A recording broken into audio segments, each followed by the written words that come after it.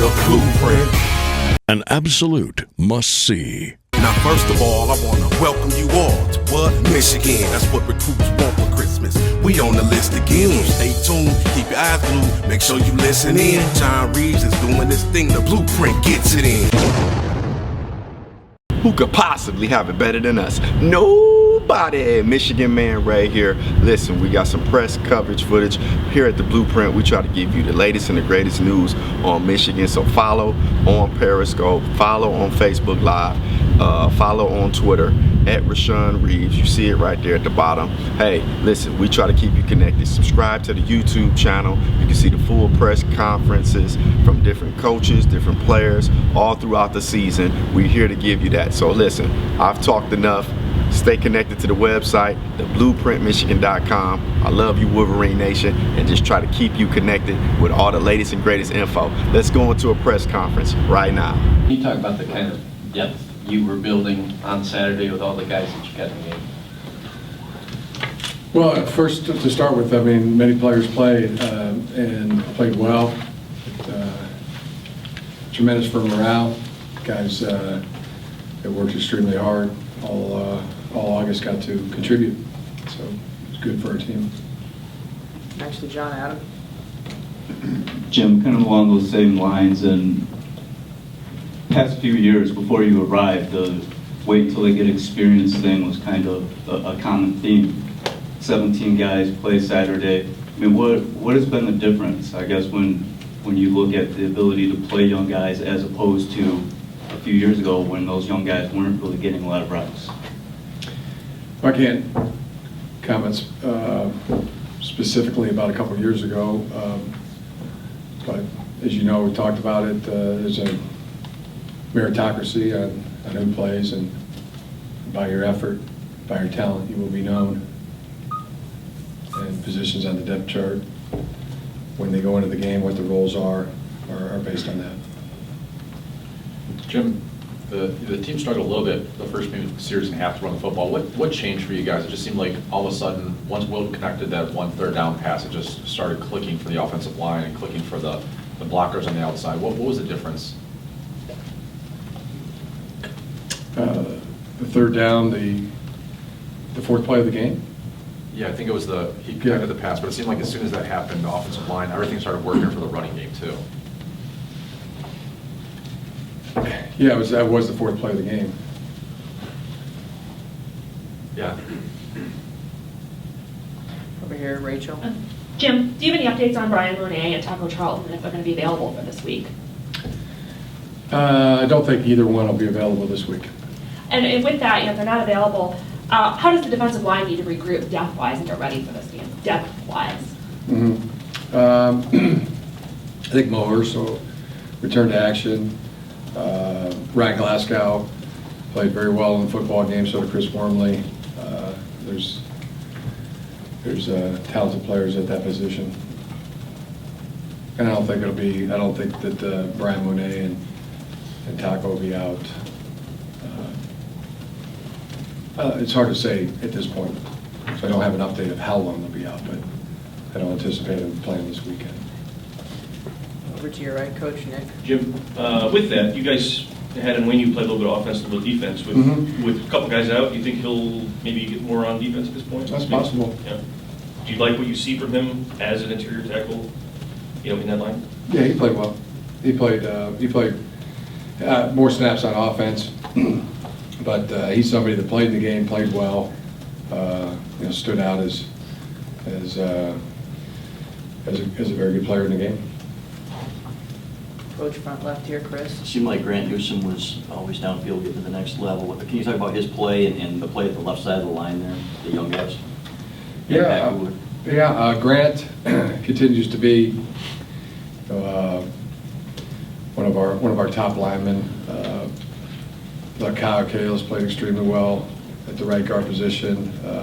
Mason Cole, very good. Magnuson, Eric Magnuson, at right tackle, we thought was our best. And then Kugler and Bredesen had the share of the duties for the most part at left guard, and so it's still a work still working and, getting that final 5 set, but I thought especially those 4 that I just mentioned played extremely well, and then Ben showed very good signs for the future at left guard. Coach, in front, you're right here. Front left here. Just with Grant Perry, what do you like best about him and assess his play in the game on Saturday? Well, very good.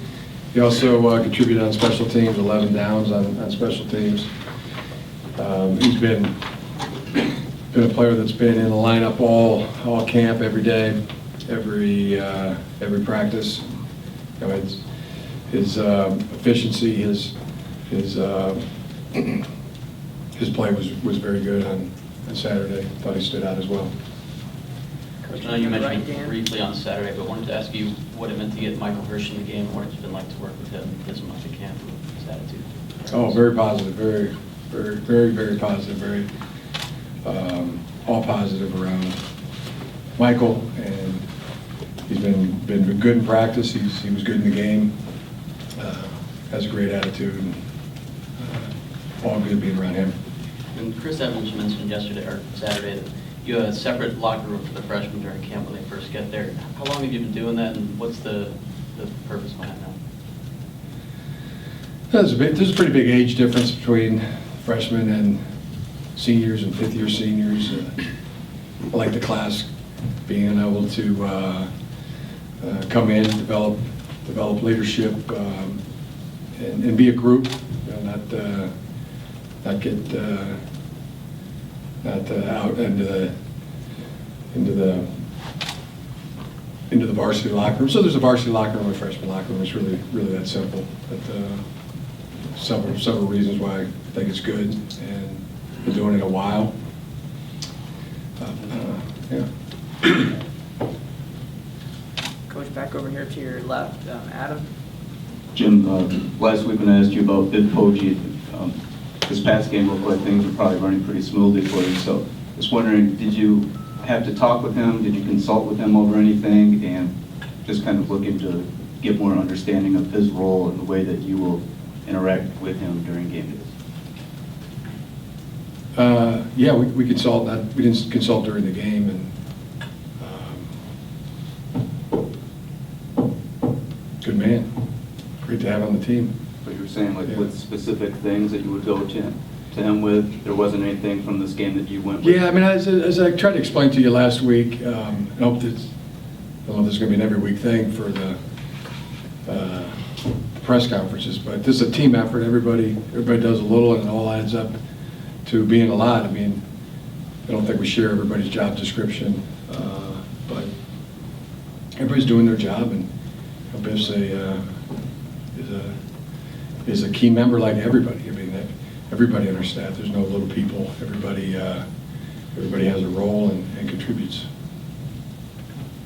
Coach, next to him, John. Mike McCray was Defensive Player of the Week in the Big Ten. Did he look as good on film as the numbers indicate? Yeah, he was. He was good. I mean, he was outstanding. Tackles for loss, tackles, sacks, pressures. He was our defensive most valuable player of the game. Got the most helmet stickers. Another indication of really good play. I mean, it's and he's been consistently good all through training camp, spring practice. Top performer on defense for us. Coach, over to your right, Nick. Jim, Khalid looked like, I know he scored a touchdown, but it looked like he's adjusted to that new spot pretty quickly in terms of be blocking everything. Happy with his progression there with a new role, so. Yes, very happy with his progression. And he's had a lot of time in task playing the fullback position. He has practiced well at it. He's a natural at that position and doing very well. Henry Poggi was also extremely good in the game. Both those fullbacks continue to be our top 2 fullbacks, and the position seems very natural for them, and they're executing well. And then the last one, Braden, do you expect anything on him this week, or is he still out? Yeah, there's a good possibility that he could play this week. We'll we'll judge by practice during the week. Front here on the left, Chris. You talk about Ben Gideon as well and what he brought on Saturday. Yeah, top performer on defense. I really like our inside backers. Devin Bush played well too, but Mike McCray was outstanding. Ben Gideon was pretty darn close. Those two played outstanding, and feel like we're more athletic. Feel like we're in great hands in terms of two real good players up the middle. So you really strive for that on defense, kind of like in baseball. You know, be good up the middle, catcher, pitcher, shortstop, second baseman, center fielder. A lot true this for playing defensive football. Want to be good up the middle. Linebackers, nose, the tackles, the safeties.